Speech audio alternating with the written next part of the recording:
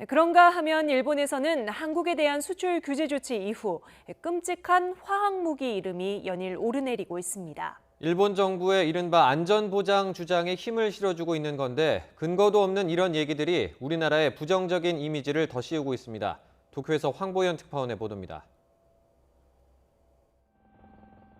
사실상의 보복 조치에 일본 정부는 세계무역기구 WTO가 경제 제재를 예외적으로 인정하는 안전보장 문제를 앵무새처럼 반복하고 있습니다. 安全保障を目的に輸出管理を適切に実施する観点からその運用を見直すものであり、輸出管理というのは安全保障上の非常に機微なことでございますので、 하지만 안전보장에 대한 구체적인 부분은 공식적으로 언급하지 않고 있습니다. 이런 와중에 일본 집권 여당에서는 북한 관련설이 흘러나왔습니다.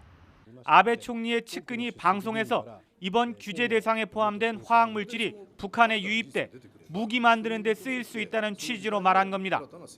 최근엔 한술 더 떠 과거 옴진리교 도쿄 지하철 테러 사건 때 사용됐던 사린가스까지 언론에 거론됐습니다.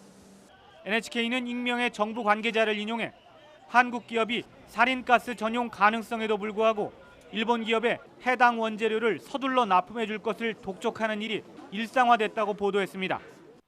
2017년 북한 김정남이 말레이시아 공항에서 독살됐을 때 쓰인 독가스 VX도 등장했습니다. VX 원료가 한국에서 말레이시아 등으로 밀수출됐다 적발된 사실이 있다고 후지TV가 보도한 겁니다.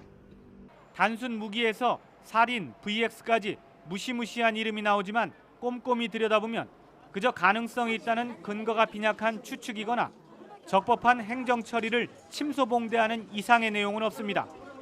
하지만 안전보장을 강조하는 일본 정부의 일관된 발표와 이런 자극적인 무기 이름이 겹치면서 한국에 대한 부정적 이미지가 점점 더 씌워지는 게 문제입니다.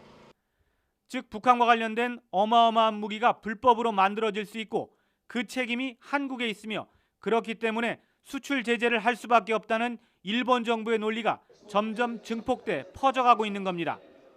한국이 잘못됐다는 점을 부각하며 강하게 대응하는 일본 정부에 대해 일본 국민은 압도적인 지지 성향을 보이고 있습니다.